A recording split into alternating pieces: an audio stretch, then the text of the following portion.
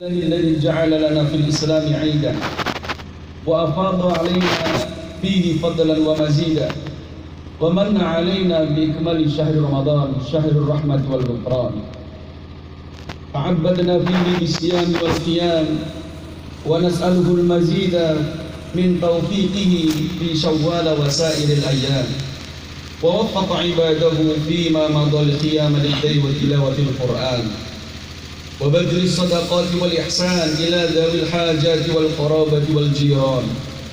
أشهد أن لا إله إلا الله وحده لا شريك له وأشهد أن محمدا عبده ورسوله. اللهم صل وسلم وبارك على سيدنا ومولانا محمد وعلى آله ومن تبع هداه إلى يوم القيامة. أما بعد فيا أيها الناس اتقوا الله تعالى عباد الله فإن بتقواه تحصل السعادة والنجاة. قال الله تعالى في كتابه الكريم أعوذ بالله من الشيطان الرجيم بسم الله الرحمن الرحيم يا أيها الذين آمنوا اتقوا الله وقولوا قولا سديدا يصلح لكم أعمالكم ويغفر لكم ذنوبكم ومن يطع الله ورسوله فقد فاز فوزا عظيما. الله أكبر الله أكبر الله أكبر ولله الحمد. Jamaah Idul Fitri rahimani Allah wa iyyakum. Saat ini ratusan juta manusia memandangkan takbir, tahlil, tasbih dan juga tahmid. Semiliar mulut menggumamkan kebesaran, kesucian dan juga pujian untuk Allah Subhanahu wa taala.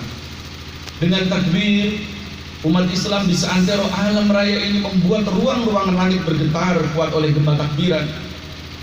Saat ini barangkali kita merasa ada yang berbeda dengan Ramadan dan juga Idul Fitri pada tahun ini. Tetapi jika kita mau merenung, maka sejatinya bulan Ramadan yang telah kita lewati kemarin adalah bulan yang sama yang tahun lalu kita jalani. Tidak ada yang berubah dari Ramadan kita. Ia tetap saja menjadi bulan yang penuh dengan ampunan dan juga rahmat.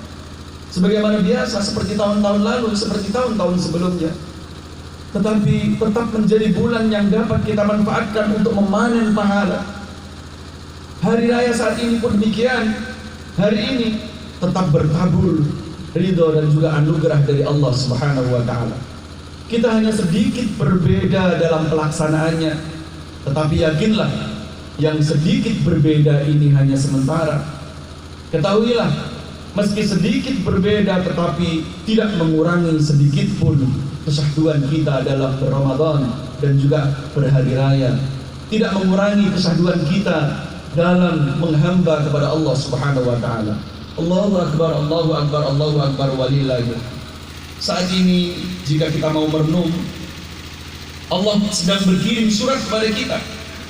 Allah sedang berkirim surat cinta kepada umat manusia melalui makhluknya yang amat kecil, bahkan karena begitu kecilnya sehingga tidak dapat dilihat dengan mata telanjang.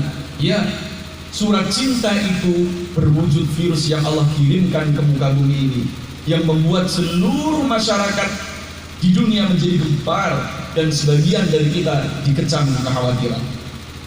Padahal selayaknya surat cinta, maka ada kasih sayang Allah di sana.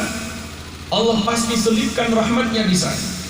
Betapa tidak, virus ini sebenarnya memberikan banyak sekali pelajaran kepada kita semua, agar kita kembali menjadi manusia-manusia yang sesuai dengan fitrah kemanusiaannya, kembali fitri baik secara perilaku dan juga secara berpikir. Coronavirus disease 2019 atau yang biasa disebut dengan COVID-19 memberi pelajaran bahwa betapa sangat mudah bagi Allah untuk membinasakan alam raya ini. Saat ini, pagi ini, jika kita tahu kita berada di satu titik yang namanya bumi, dan jika kita lihat ke angkasa, maka bukan hanya ada satu matahari dalam satu galaksi, tetapi ada 100 miliar matahari. Apabila kita mampu menembus dengan kecepatan 100.000 tahun cahaya, maka kita baru bisa keluar dari galaksi di masa. Dan apabila kita mampu menembus lagi, maka masih ada galaksi lagi yang jumlahnya mungkin triliunan. Hingga pada titik ini kita sadar bahwa bumi yang kita tempati ini hanyalah sebuah titik debu, dan kita manusia hanyalah noktah yang lebih kecil daripada debu. Maka sepatutnya lah kita menundukkan kepala, sepatutnya lah kita menitikkan air mata karena betapa kerdil dan kecilnya kita di hadapan maha kebesaran dan kemahakuasaan Allah Subhanahu wa taala. Bagaimana mungkin manusia berhak sombong dan juga pongah sementara hanya menghadapi makhluknya yang paling kecil kita sudah dibuat kerepotan olehnya.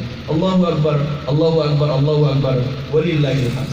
Jamaah salat Idul Fitri yang dimuliakan Allah, saat ini jika kita mau merenung, maka COVID-19 ini meriset kembali kesadaran kita bahwa tiap manusia amatlah dekat dengan kematian. Sehat, sakit, bahkan kematian adalah kuasa Allah Subhanahu wa taala.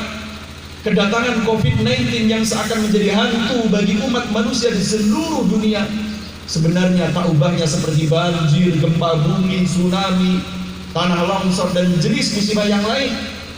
Kepanikan kita akan datangnya virus ini sebenarnya karena takut akan datangnya kematian atas diri kita.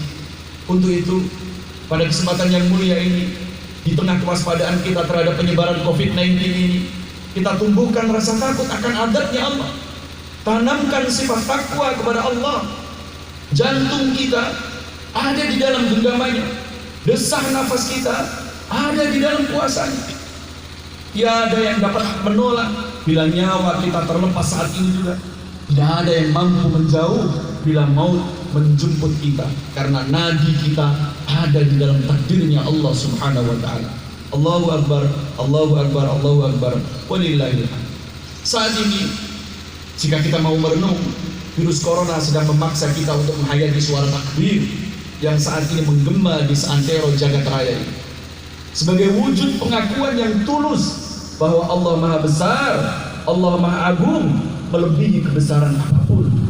Selama ini takbir kita hanya sebatas pada formalitas acara-acara tertentu. Kita sering bertakbir, bahkan takbir akbar, namun panggilan Allah untuk sholat berjamaah selalu kita anggap kecil. Bahkan rumah Allah, masjid Allah, kita biarkan roboh, bocor, berdebu, kotor, dan tidak terawat. Sementara rumah-rumah kita megah, mewah, dan juga selalu indah. Virus corona memaksa kita untuk menghadirkan Allah saat kita bertakbir. Karena jika hati kita tidak pernah beruntun mendetakkan takbir, maka takbir yang kita ucapkan, takbir yang kita ungkapkan hanya sebatas ungkapan belaka ekspresi kering dari bibir kita semata. Virus corona memaksa kita mengakui dengan jujur ketidakberdayaan makhluk yang lemah ini kepada Khaliqnya, sekaligus kepasrahan diri manusia yang muslim, yang mukmin kepada Rabb mereka. Maka pada titik ini seorang mukmin sadar bahwa dalam kosmos yang tidak terbatas ini dirinya sangat kecil. Diri manusia ibarat sebuah sel dalam tumbuhan raksasa. Dia hanya sebutir debu di tengah kabut galaksi Bima Sakti. Oleh karenanya, merenung dan mentadabburi hadirnya virus corona di tengah kesyahduan kita berRamadan dan juga berhari raya pada saat ini adalah obat yang mujarab untuk membersihkan karat-karat kepongahan jiwa kita, dapat menjadi air jernih yang mengguyur hati dan memunculkan kesegaran spiritual transendental, membunuh arogansi dan juga menyuburkan sikap tawadhu dalam jiwa dan juga hati kita. Allahu Akbar, Allahu Akbar, Allahu Akbar, walillahil hamd. Jamaah salat Idul Fitri yang dirahmati Allah, saat ini jika kita mau merenung, Allah sedang membuat perumpamaan atau amsal. Sebagaimana dahulu Allah juga membuat perumpamaan dengan menciptakan makhluk-makhluk Beliau yang terkecil. Di dalam Al-Quran ada banyak sekali perumpamaan. Allah membuat perumpamaan dengan makhluknya yang berupa lalat, berupa nyamuk, berupa semut, dan lain sebagainya. Al-Quran telah mendokumentasikan innallaha la yastahi ayyadriba mathalan ma ba'udah fama fawqaha, bahwa Allah tiada segan, Allah tiada malu membuat perumpamaan berupa nyamuk atau yang lebih rendah daripada itu. Al-Quran kemudian juga mendokumentasikan yudillu bihi katsira wa ma yudillu bihi katsira wa yahdi bihi katsira, bahwa betapa dahulu banyak orang-orang disesatkan oleh Allah karena tidak mampu mengambil ibrah dan juga pelajaran dari amsal yang diciptakan oleh Allah Subhanahu wa taala. Tetapi pada saat yang sama Allah juga memberikan petunjuk dan meninggikan derajat mereka yang mampu mengambil ibrah dan mengambil pelajaran dan hikmah serta dari kehendak dan juga ciptaan Allah Subhanahu wa taala. Ma'asyiral muslimin, jamaah salat Idul Fitri yang dirahmati Allah. Saat ini jika kita mau merenung, virus corona memaksa kita untuk bercermin dan melihat gambaran kita di depan cermin. Karena ujian yang diberikan Allah kepada umat manusia, kepada hambanya ini tidak lepas dari ulah kita sendiri, tidak lepas dari ulah manusia sendiri. Maka ada baiknya saat kita bercermin, kita bertanya pada diri kita, pandanglah kepala kita. Apakah selama ini ya senantiasa kita tundukkan dan sujudkan dengan penuh harap, takut dan penuh kehinaan di hadapan Rabb kita? Atau apakah ia masih kita gunakan untuk menengadah penuh keangkuhan, kecongkakan, kesombongan kepada Allah dan juga kepada manusia? Pandanglah mata kita. Apakah ia senantiasa kita gunakan untuk menatap keindahan, menatap kekuasaan dan juga keagungan Allah melalui ayat-ayatnya? Atau sebaliknya, mata itu kita gunakan untuk memandang sesuatu yang dilarang oleh Allah, atau berbagai kemaksiatan yang tampak di hadapan mata kita, sehingga membuat mata kita tidak mampu menyaksikan indahnya surga. Pandanglah telinga kita. Apakah selama ini ya kita gunakan untuk mendengarkan firman-firman Allah, mendengarkan suara bacaan Al-Quran, mendengarkan suara seruan kebaikan? Atau apakah selama ini telinga kita masih kita gunakan untuk mendengarkan suara-suara yang tidak berguna, sehingga suara-suara itu menjadikan hati kita menjadi keras? Pandanglah hidung kita.